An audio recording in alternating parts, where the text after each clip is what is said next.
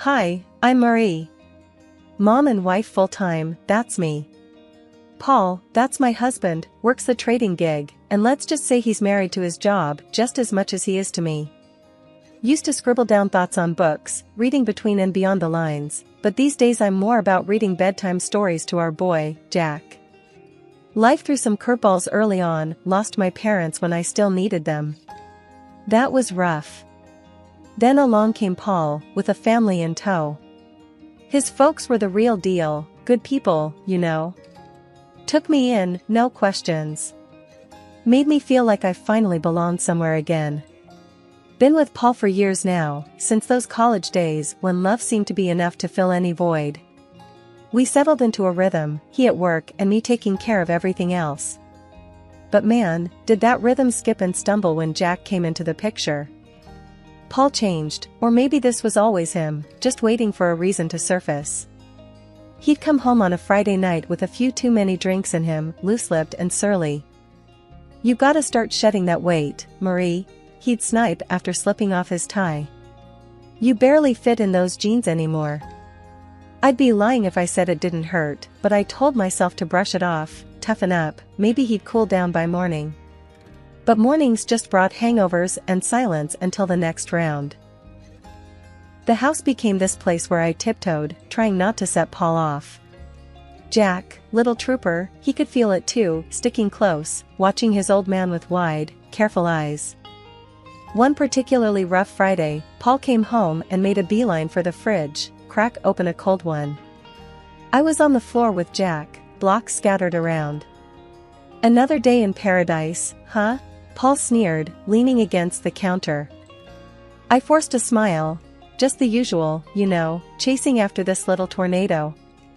I ruffled Jack's hair, but my heart wasn't in it. Paul tossed his head back, downing half the bottle. "Maybe put some of that energy into a workout routine, eh?" I bit my tongue, counting to 10 in my head. "I'll look into it," was all I managed, shuffling Jack into his pile of toys, anything to escape the cutting edge in Paul's tone. But the weight wasn't just on my hips, it was on my chest, heavy, making it hard to breathe. I didn't know who I was in Paul's eyes anymore. I had finally shaken off those last stubborn pounds. It felt good, kind of. But Paul, well, he had a talent for finding flaws. My sweats and baggy tees were the new target. "Jesus, Marie, you dress like you're living at the gym. When was the last time you dressed up? Remember how you used to look?" There he was, leaning on the doorframe with that look that said everything his words didn't. I glanced down at my stretched-out mom life tee and yoga pants. "This is just practical, Paul. You want me all dolled up to do laundry and wrangle our son?" One corner of his mouth curled up like he had just made a successful trade. "I dunno, how about looking good for your husband? That used to matter." I sighed, rolling my eyes. "Well, unless my husband starts taking meetings at the playground or the grocery store, I think I'll stick with practical." He shook his head, chuckling without humor. "You used to care, Marie." His voice trailed off as he wandered back toward the living room, his disapproval hanging in the air like a bad smell. Then there was Jack, our boy, trying to navigate the shaky terrain between us. I was teaching him please and thank you, thinking manners mattered. Paul caught a bit of our lesson one afternoon and scoffed. "Look at you, teaching him to be Mr. Manners. You want him to get trampled on?" "Manners are important, Paul. It's about respect," I said, trying to keep my voice even. "Respect is earned, not politeness policed," he shot back. "He needs to toughen up, not be some yes, please pushover." Then the whole freeloader thing started. One night, Paul came home, tie askew, looking like he had won and lost the same fight. "Nice day?" he asked, sarcasm heavy as he glanced around what I'd come to see as our minefield of a home. I put down Jack's toy and braced for what was coming. "Just the same, dealing with tantrums and spills. How was work?" Paul's laugh was short and sharp. "Work? Oh, it was just dandy, supporting a parasite." My cheeks burned. "Excuse me?" My voice was a little too loud. Jack's eyes flitted from me to Paul, sensing the shift. A parasite, Marie. I work, you play house, he said, each word pointed and heavy. That's the thanks I get? I am raising our child, Paul. Your child. That's work. That's vital, I said, my voice rising now, too. Jack started fussing then, picking up on the tension. I swept him up into my arms, trying to shield him from the fallout. Paul had a knack for knowing when he'd pushed too far, and his next words were more measured. Marie, I go out there and deal with sharks all day. Come home, and what? I don't know, something different. I can't be your one-man show, Paul, I said softly, trying to defuse the bomb that our marriage had become. I'm here, juggling a million things for us, for Jack. We looked at each other then, really looked, and I wondered if he saw the plea in my eyes. The help me, back me up, be with me that I felt screaming inside. But he turned away, the finality of his silence telling me that no, he didn't see. He didn't want to. One day, the disrespect boiled over. Jack scrunched up his little face and called me a name, a real zinger. He got it from Paul. You're just a lazy bum, he had hurled at me, his tiny voice bitter and angry. I felt like I'd been slapped. What? Jack, no, you can't say that, I stumbled, shocked. He folded his arms, stubborn as his dad. Dad says it, so can I. That was the last straw. When Paul got home, I was waiting, steaming like a forgotten kettle. You know what your son called me today? I laid into him without waiting for an answer. Paul dropped his keys on the counter and chuckled, clearly not seeing the line had been crossed. What did he say? The truth? He tossed his words over his shoulder as he walked to the fridge, his casualness like acid on my skin. Is that funny to you? I was shouting now, my usual restraint snapped tight as a dry twig. Your son is calling me names. Paul leaned against the kitchen counter, beer in hand, a smirk blooming on his face. Oh, come on, Marie. Kid's gotta learn to stand his ground. I was staring at him, hands balled into fists. By disrespecting his mother? He shrugged, a lazy lift of his shoulders that sent me teetering on the edge. You're too soft on him. Look, he's getting some spine. Spine? My voice shot up another octave. He's learning to be just like you. Paul grinned and ruffled Jack's hair. Ain't that right, champ? I turned to Jack, who was looking at us with eyes that were too old for his face. Jack, listen to me. What you said to me this morning was wrong. You can't talk to people like that. Jack's chin jutted out, defiant and stubborn. But Dad. I don't care what Dad says, you listen to your mom. I cut him off, my heart thudding like a drum. I was desperate for him not to follow in Paul's footsteps. But Paul wasn't letting it go. The boy's gotta learn to speak up. World's not gonna hand him anything. You keep coddling him, he'll end up. I get it, all right? I get it. I cut him off, feeling the weight of his words like a physical thing on my chest. But there's a line. You don't get it, do you? Paul threw up his hands, that ugly smirk still there. Whatever, Marie. You make mountains out of molehills. I turned from him, that burning in my chest now a churning mess. This is not how I want our son to grow up. This disrespect ends now, it ends here. Paul just took a swig of his beer, and I knew, right then, my words were just bouncing off him. I looked at Jack, really looked at him. You apologize to me, now, I said, the power in my voice surprising even me. Jack's eyes darted between me and Paul, but he knew that tone. Sorry, Mom. The word was small, almost lost in the kitchen, but it was there and it was a start. I moved closer to Jack, knelt down so I was eye level with him. Thank you. We treat each other with respect in this house, you got it? Paul snorted behind me, but I ignored him. Jack nodded, a hint of my boy peeking through that new sullen shadow he wore. It was a crack in the wall Paul was building around him, a crack, but also a starting point. I stood up, squared my shoulders. We're going to fix this, Jack. No more name calling, no more disrespect. We're better than that. I took Jack's hand, and we left the room, leaving Paul and his smugness behind us. I stood there on the sidewalk, my phone shaking in my hand.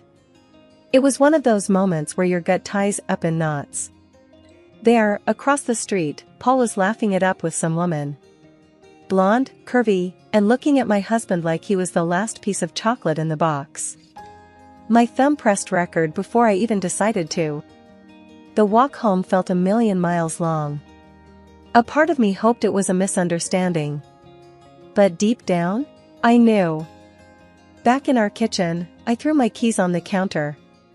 Paul was sitting there with a beer, like he always did, but today the sight of him made me sick. Without a word, I tossed my phone on the table in front of him, the video playing. Care to explain? Paul looked at the screen, his eyes going hard when he saw what was on it. He muted it, placed it calmly on the counter, and then looked straight at me. Yeah, she's beautiful, he said, his voice dripping venom. You used to be like that. I felt the slap of his words, my cheeks flaming with anger, my body tense. So, that's it, huh? You parade around town with some woman while I'm at home? Paul stood up, his chair scraping back against the tile. He was too close now, his voice low and mean. What, you stalking me now, Marie? Can't handle the fact that maybe there's more out there than what's inside these walls? I was reeling, feeling the pieces click together. Cut the crap, Paul. You're cheating. He didn't even flinch. You want to know why, he said, his chest puffing up. Because around her, I'm somebody. Not just the guy who pays the bills or the bad guy 'cause he ain't Mr. Rogers. So that's it? I edged back, feeling the counter dig into my hips. Your family's not enough for you? Paul snorted and grabbed his beer again. It stopped being enough a long time ago. Maybe if you'd have kept up with yourself, I wouldn't have to look elsewhere. The bile rattled in my throat. I'm not the one who promised till death do us part. His laugh was short and punched the air. Those are just words, Marie. They stopped meaning anything to you a long time ago. I should have been crying, but the tears wouldn't come. I was just empty and angry. I gave you everything, Paul. I gave you a son, I made a home for us.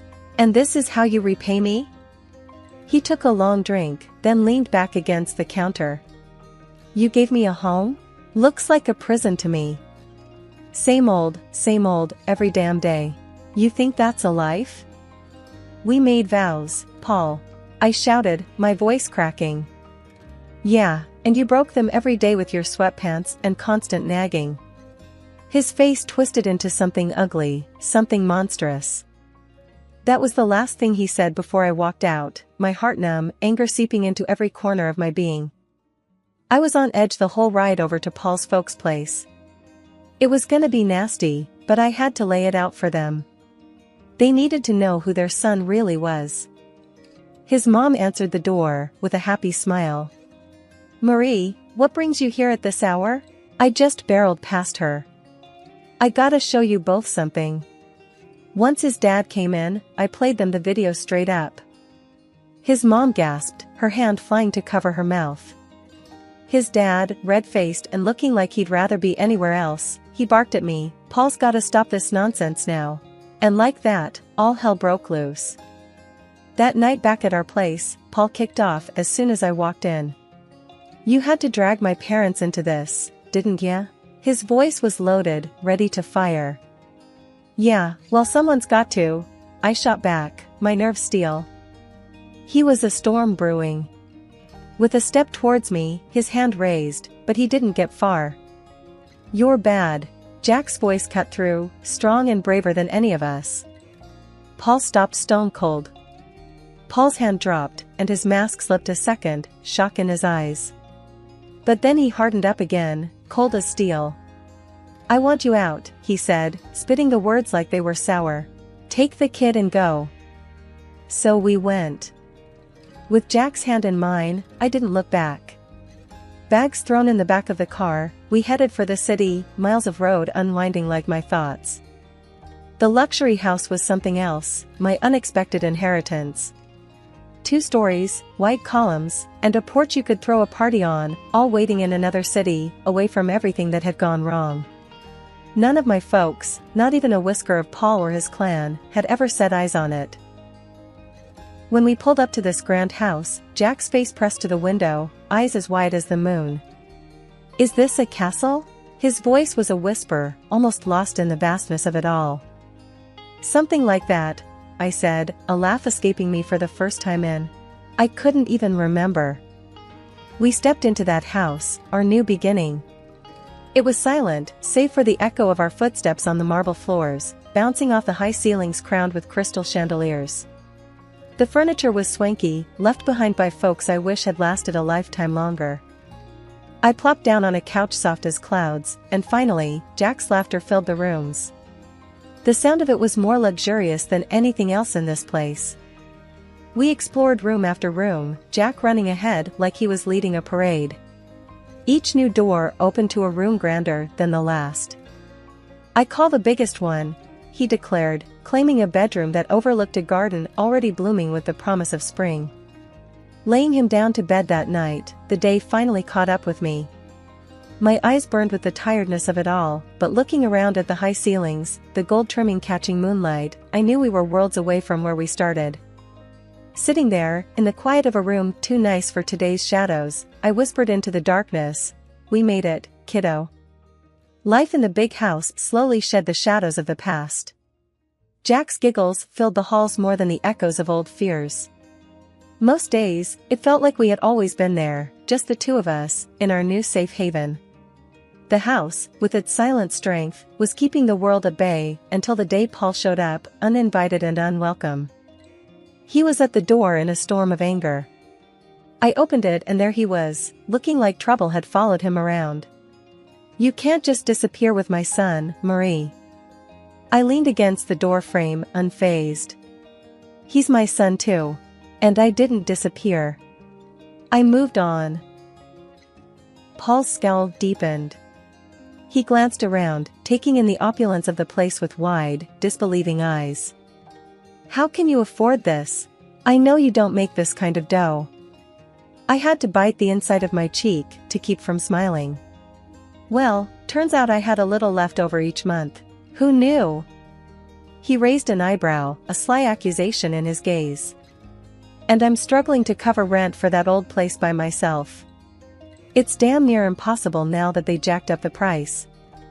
I shook my head. He always was good at playing the martyr. "That's not my problem anymore, Paul. I've been using my own savings to cover the gap in the rent for years. Savings that, thank God, I don't need to bleed dry for that house anymore." The greed in his eyes flared up like wildfire. "What, and you're living here in luxury while I—" "Stop right there," I cut in. "This isn't your concern. This," I motioned to the grand house behind me, "is mine. Mine and Jack's."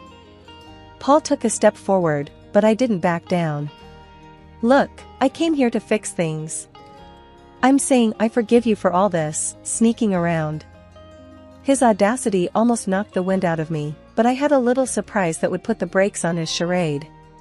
From behind the door, I pulled out the divorce papers and slapped them into his chest. "And here's what I'm saying. We're done." He looked as if I'd slapped him with a physical hand, his face twisting through confusion, rage, and then settling on calculating desperation. "You can't do this. What about Jack?" I stood taller, my resolve like iron. "I'm doing it for Jack. He doesn't need this chaos you bring. Sign the papers, Paul. It's over." He glanced from the papers to me, then back again, his posture deflating slightly.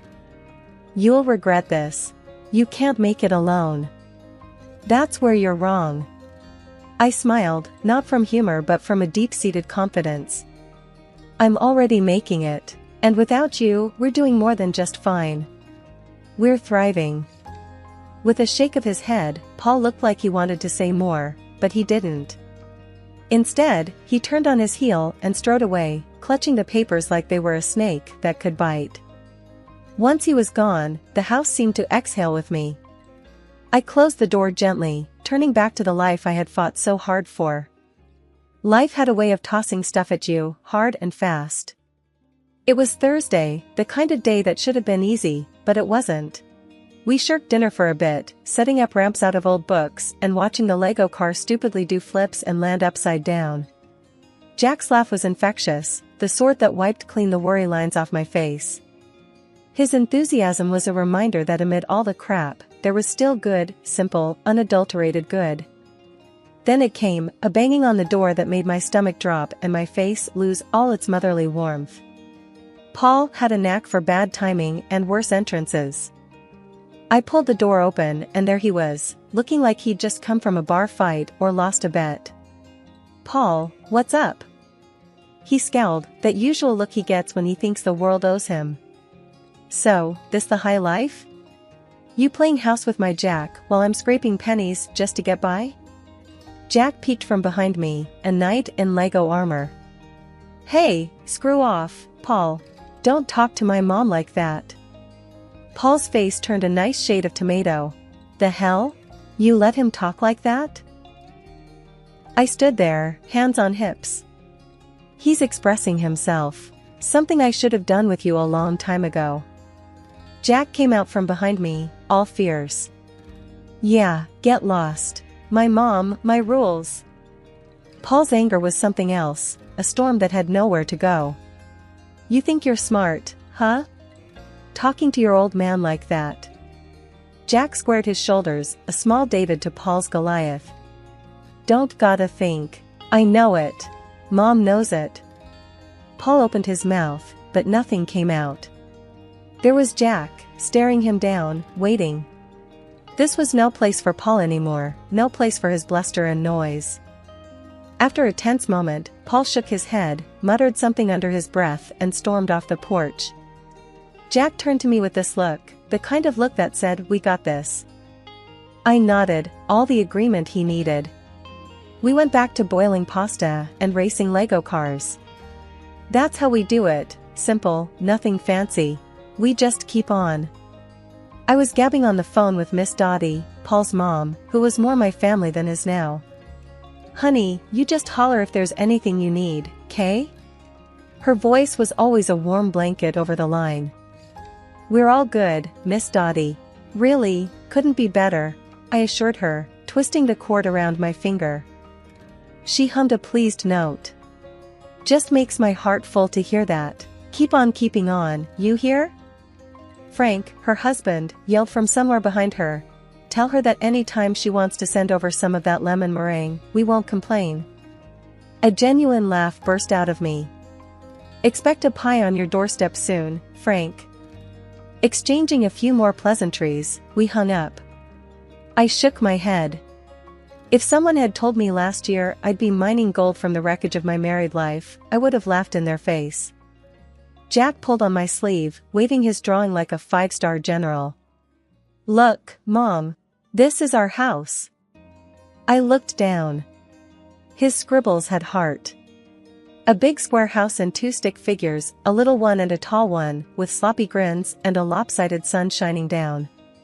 The swing I'd put up for him stood out in green and brown strokes. "That's us, right?" A dumb question, really, but it made him nod with pride. "And I'm gonna sell my art, make us rich." There was serious conviction behind his toothy smile. "If you do, you're buying me that fancy coffee I've been eyeing?" I nudged him with a wink. He nodded, his expression all business. "Only the best for my mom." And just like that, the knot in my chest loosened a bit more. Sundays were like that, full of little miracles. The thing was, life had done a real number on us, but it was looking up. Paul got slammed by the door he let hit him on his way out. The fancy house he rented to impress his mistress turned out to be a couple of sizes too big for his wallet.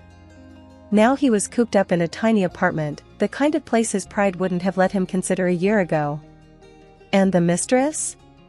She hightailed it the minute his pockets turned up empty and his promises hollow.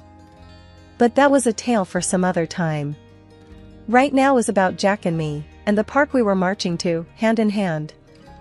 We stepped out, and the door clicked shut, a soft full stop to one chapter before immediately kicking off the next. Jack tugged me towards the park, his excitement bubbling over. I didn't glance back at our home, no need. Ahead was everything that mattered, me and my boy, parts of a world that kept on spinning, even when you felt like you'd fallen off.